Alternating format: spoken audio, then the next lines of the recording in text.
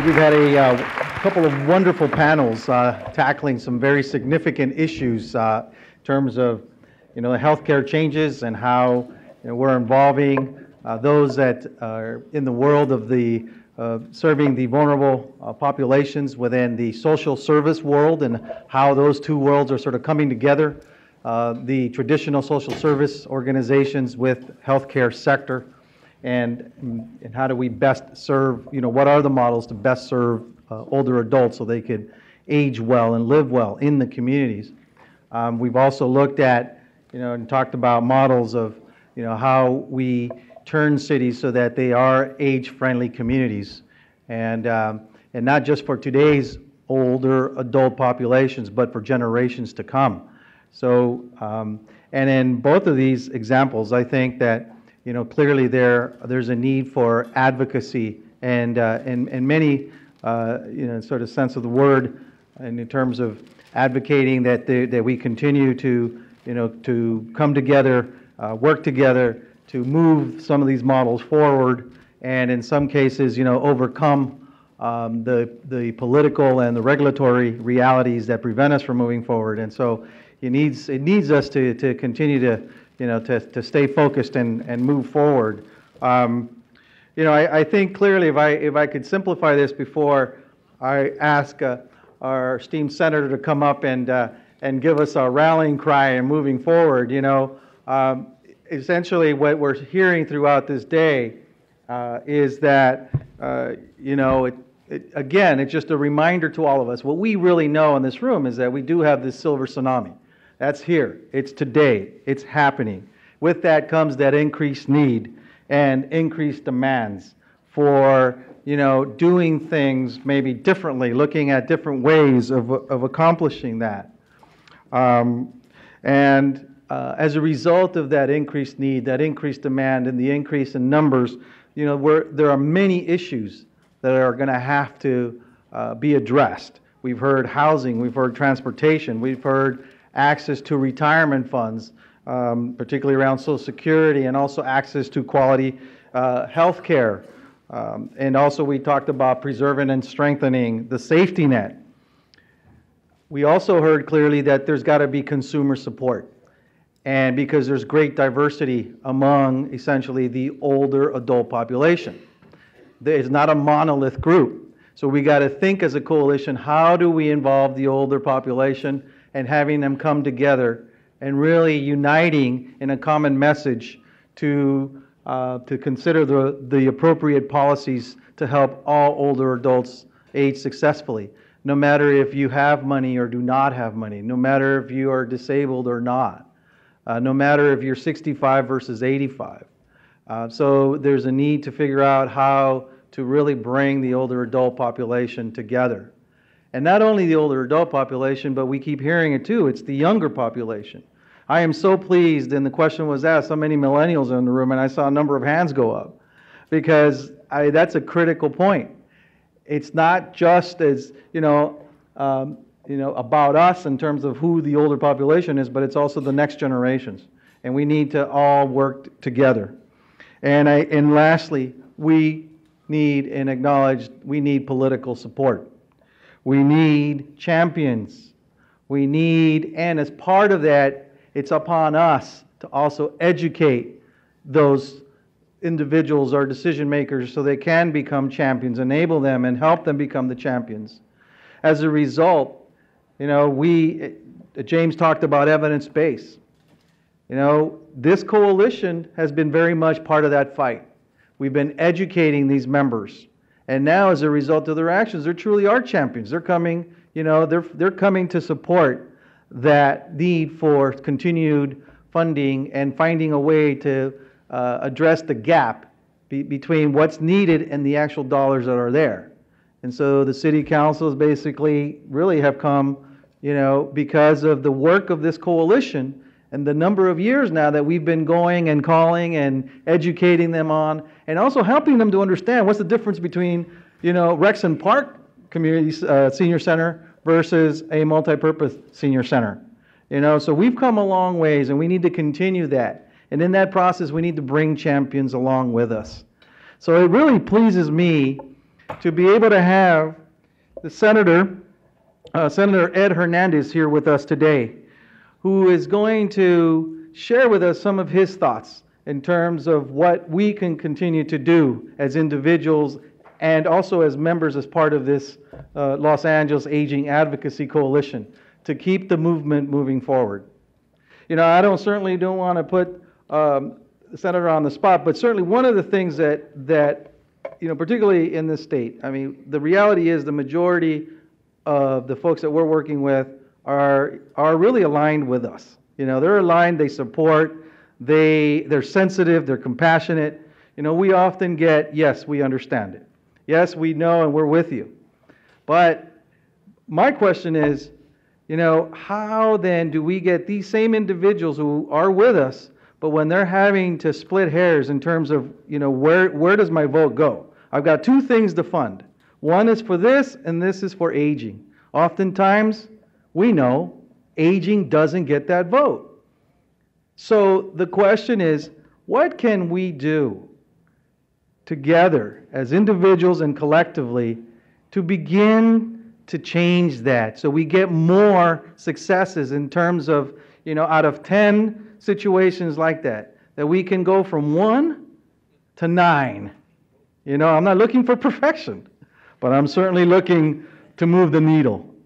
And so you know, that's where we really need to move, because compassion we have, sensitivity we've got, but it's like when that moment we need your vote and we need you to support us, you know, what is it that we can do to start changing sort of that mindset and really bringing support? And I'm not certainly taking to rob Peter to pay Paul, but it's more about equity. And that's all we're asking for is equity. And that aging, particularly the most vulnerable, are not neglected in this process. So we need champions. You know, let's help the champions, and let's find the champions, and let the champions also help us, and together let's move forward. And with that, I think we have someone who has certainly been identified, someone at the state level in the Capitol, particularly from the Los Angeles area, who's up there and that we've been able to work with. And so I'm certainly looking forward to personally getting to know the Senator better. I know some of you know him well in this room, and really looking forward to hearing his thoughts. And so Senator Ed Hernandez, he's the state senator from District 24 here in California. He serves as chair of the Senate Committee on Health. He's also a member of the Business Professions and Economic Development Committee, the Government and Finance Committee, the Committee for Governmental Organization, and the State Insurance Committee. And with that and his experience, he's the right person to come up here and close this out with a call to action. Senator?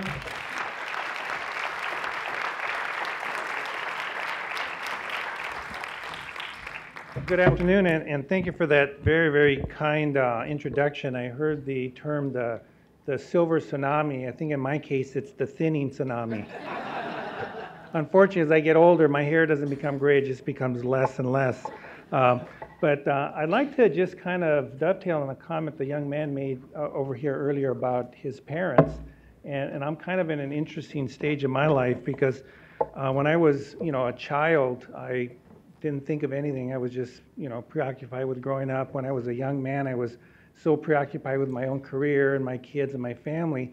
But as I'm getting older, I'm really starting to appreciate my parents much, much more and in a different situation. And I think it kind of brings us all in what we're talking about. And I'm very fortunate. Both my parents are alive.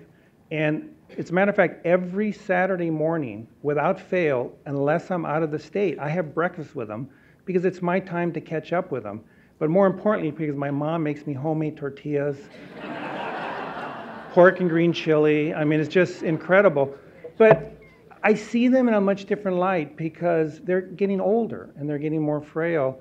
And I appreciate them a lot more. And so I look forward to those times. And I just hope that my children see me in the same light. And I hope that society sees the aging population in the same light as well. I'd like to just very briefly talk to you about things that are important to me right now. Obviously health and being the chair of the health committee and where we are in the state and kind of tie that into how it affects the senior population, then kind of trends into kind of where the population is going with regard to the baby boomers and the aging population and the effect on not only healthcare but society as a whole. Well, as you know, we're light years ahead of the rest of the country. I mean, we are setting the trend. We're like in the fast lane, and I believe that the success of what's happening in this country is going to be due to what's happening here in California. We are the first to have an exchange. I've carried all the special session bills, you know, for its implementation, the 10 essential health benefits, the consumer protections, you know, the Medicaid expansion, especially now that we've changed the age. We have a lot more individuals that are in Medicaid, under Medi-Cal, which are no longer just above 65, you know, young adults age 55 are eligible now. So a third of the population, we are, you know, moving ahead with Covered California with record numbers of enrollment. We are setting the trend within the country, but there's still a lot of challenges. A lot of the challenge that we're having is, you know, the capacity, the workforce, trying to get access to those most vulnerable populations. And I think the biggest concerns I have are in the rural and the inner city, but more in particular in the poorer communities and the communities of color. But how is that going to affect our health care? But more importantly, how is it going to affect the cost of our health care? Well, you want to know what segment of the population is going to affect it dramatically? It's going to be the aging population. If you look right now, where it is moving is very soon the majority of those individuals are going to be moving into the healthcare system, and we're going to not only be able to address that, we're going to need to be able to get providers for them, physicians, but to make sure that everybody stays healthy. And I think it's incumbent upon us and in government to make sure that that's the case. But now let's look at where the baby boomers are moving in, where they're going to now become, you know, going into retirement age. And I thought it was kind of interesting, the AARP thing which showed the frail and then with the motorcycle and how, you know, the perception is changing. And I'll tell you, no offense to AARP, but I was really upset when I got that letter saying that I can join AARP. I got it in the mail and I go, I am not that old. But, you know, I'm 57, and you know what? When did you send it out? At what age you guys start? 49. Yeah, at 50. I mean, like, really? Come on. So, I mean, the perception is changing. Anyway, so getting back. So where is the population going? Okay, so the baby boomers are now going to be moving into the Social Security age. Okay, what are some of the issues that we now have to address?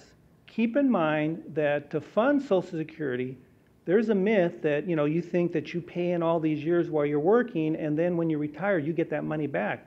It doesn't work that way. Individuals that are working now pay into the system. So what are the things that are important that we have to make sure? Well, we have to look at immigration reform, because guess where the workforce of the future is going to be that's going to fund those individuals as we're seniors? We have to make sure that we have an educated workforce. Make sure that we get a lot of individuals to go to college so that we can make sure that they pay lots of taxes, make sure they have good incomes, and make sure that they put lots of money into federal government and state government so they can take care of me when I need my Social Security, right? Yeah, I mean, we have to, so it's not just looking at seniors. We have to look at how do we make sure we take care of those seniors. And it's through educating our youth and making sure that they have the jobs. But here's another thing that I think is really, really important we have to look at to protect that senior population.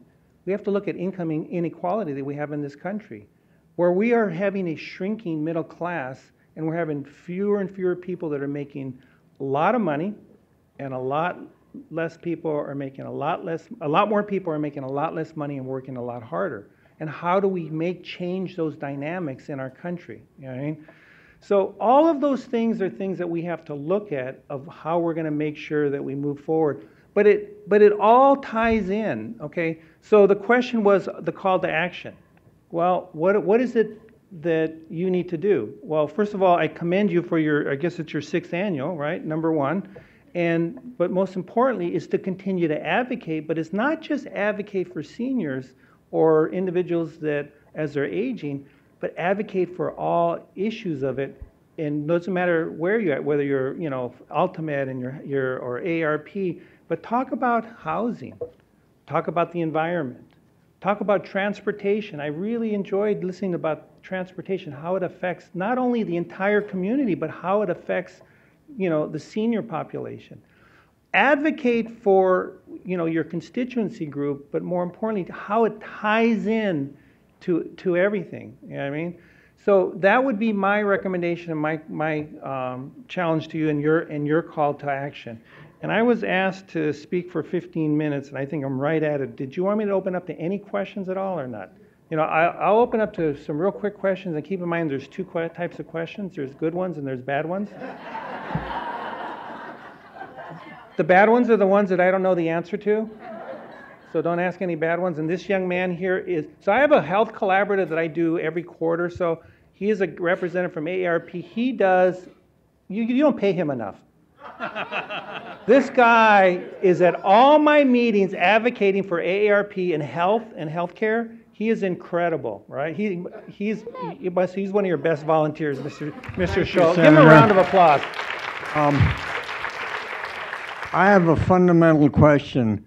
Conservative legislators backed by conservative voters oppose most of the things that most of us in this room would want. How can we appeal more directly to those conservative voters in terms of their own self-interest for health and housing and transportation and so on, so they will pressure their legislators to vote for the things that will help everybody regardless of their politics? That's a fundamental question. I don't know if that's a bad question. No, it's not. It's a good question. It's a good question. What you want to do is you want to appeal to what's important to them and how it relates to them as a senior and the things that affect them, whether it's, senior centers, whether it's transportation, everything we talked about, and then get them to advocate on behalf to their legislators. And keep in mind that I've come to learn, serving in the legislature, that people who are elected are a reflection of who we are as a people. They represent those areas, and if you can, organize those areas to represent things you believe in, then their members are going to listen to them as well. So that was a good question. Any other questions? Yes, right over here. I think, do we have a mic for her? Thank you so much. I'm from San Gabriel. My name is Connie Corley, and I just tweeted you and tweeted the summit, so your picture will show up there. I'll look right now. And I say that because social media and media at large is so influential, especially among younger people. But then I started thinking about some of the things we talked about today in diversity. I'm a former professor from Cal State LA, now retired, and I teach at another university. And I was meeting with a student who lives in Glendale, and she's a young woman who's a caregiver for her elder grandparents, and they're Armenian. She was telling me that they're on 15 one of her grandparents is on 15 medications. I said, well, have you talked to them about, maybe what's her underlying diagnosis, and maybe these medications are causing the problem? And of course, she had no idea that she could even ask those kinds of questions. She said, well, she goes to the doctor every month. And I keep thinking that there's so many people like that, especially in our diverse area, Southern California, and even statewide. How can we help those people who don't have the voice because they don't know how to, stand up and make these kinds of discussions that we have here, or do the kind of advocacy some of us do, say, with the Alzheimer's Association? So are you talking about how do you help? How to help the people who can't speak for themselves because they don't even know, may not understand the political process, or they may not have the language for it. Well, I think the absolute most important thing is find out if there's an advocacy group that they have a relationship or they have a lot of commonality, whether it's a minority or a civic group, that you can get them engaged too and teach them how to become civically involved, but most importantly, how to vote, how to talk to their city council member, their state assembly, senator, congressional members. Find something that gets them engaged in that process. Yeah. Or they can just join LAAC. Yeah, or they can join LAAC. Yes, that is correct. Yes. Any other thoughts, questions from anybody? Well, I have a certificate I'd like to have you come up. This is from the California State Senate. It's to the Los Angeles Aging Advocacy Coalition. It says, in recognition of LAAC's 6th Annual Summit on Aging, Building and Empowering Communities, thank you for your hosting this event and to discussing engaged policies affecting our aging citizen. And it's signed by myself, dated May 8th, 2015. And I'm going to present this to you. And thank you very much for having me this afternoon. Well, we can get it in the front. That's